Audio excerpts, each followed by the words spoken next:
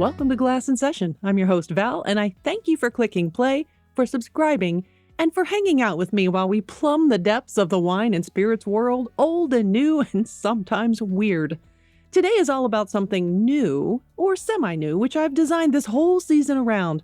Not grape gabs only, although there are 2 scheduled for this season.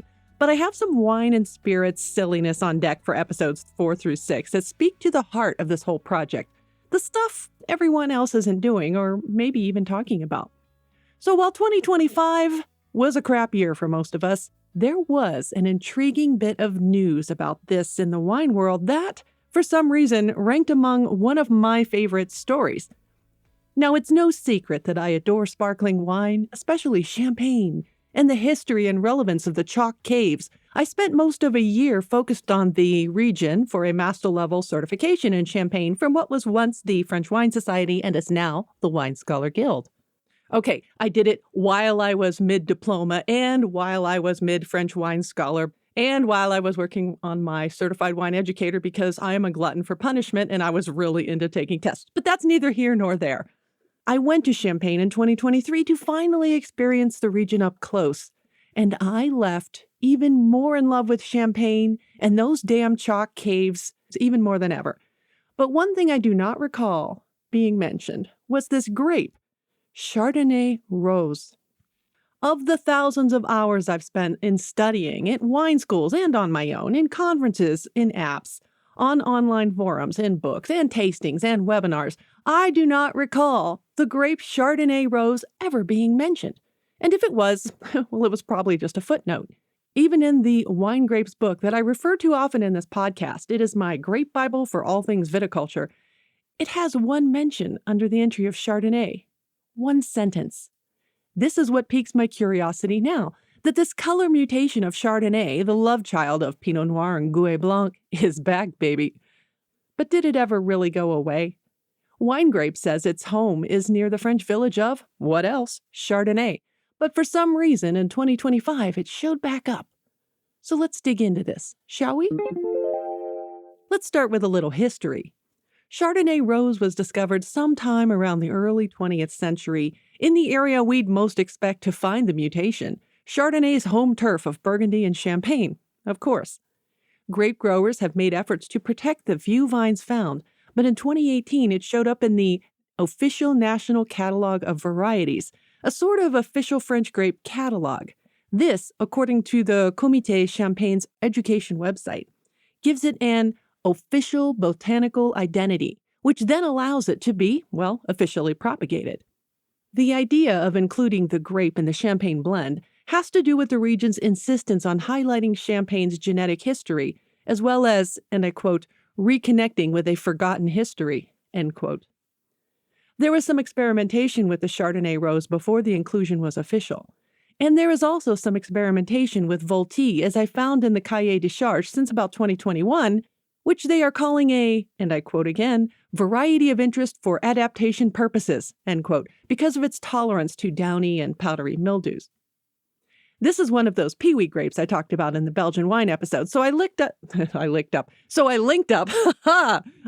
not even drinking yet. So I linked up the peewee website with the article on Vouillamoz for you to get your grape geekery on if you'd like. Bottom line here, Champagne is looking to preserve its plant heritage, but also be in a position to adapt to climate changes, which is real. Just in case you were wondering, it's a real thing, particularly in the wine world. But back to Chardonnay Rose. What's going on in the glass? I mean, can you make rosé wine with it?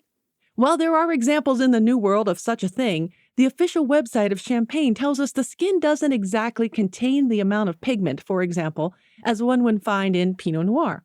In other words, these compounds responsible for red color in wine, or anthocyanins, are probably going to need a boost from the red or black grapes in maceration. But wouldn't it be fun to try? Its flavor profile is similar to Chardonnay, to the Chardonnay grape we've come to know and love, or hate, as I found with some folks over the years. It can bring a little more fruit and floral to the party outside of the lean citrus that characterizes cool climate Chardonnay, but it isn't too far flung from its paler berry variety. And as a refresher, what other grapes normally do show up in Champagne? Normally, we're talking about Pinot Noir, Meunier, and Chardonnay, which comprise most of the Champagne terroirs, about 30-something% each, depending on where you are in the region. The lesser used varieties or minor grapes such as Pinot Blanc, Pinot Gris, Arbane, Petit Meslier take up less than 0.5% of the vine acreage. Fun, however, all 7 appeared in a rarer champagne that I opened a few weeks back that you can see on my Instagram page. It was from Les Hertes, which produces a 100% Meunier Brut Rosé champagne, of which I'm a huge fan and snatch up every time I get. But I found their Les Sept, which means the 7, like the 7 grapes. It was loaded with fruit and floral and deliciously complex and just a mouthful of joy thanks to their Solera blending. It was a real treat. Perhaps we can convince them to produce, Les Huit. I know this is short this week, but I'm going to give you a bonus episode as well to celebrate Burns Night, which is coming up a few days after this airs, which is a whiskey-based podcast. It's a re-release, but I wanted you to have it in honor of Burns Night. So I'm going to leave us here with wondering if we'll ever see a champagne with these 8 grapes in it. If it's already out there, let me know. I'd like to get my lips on it. And on yet another fizzy note, I bid you au bientôt for this week. Thank you for coming along on this ride with me. And please know that I'm honored to have a coveted spot in your podcast feed. You can always reach out to me via email, val@glassandsession.com, or on the socials, pick your poison, Blue Sky, Glass in Session. Vino with Val on Threads and Instagram. You'll see Glass in Session, trademarked, in my bio. I'm on Spoutable, sometimes Glass in Session. I'm rarely on Pinterest, but it's Vino with Val, and on Facebook, it's /Glass in Session.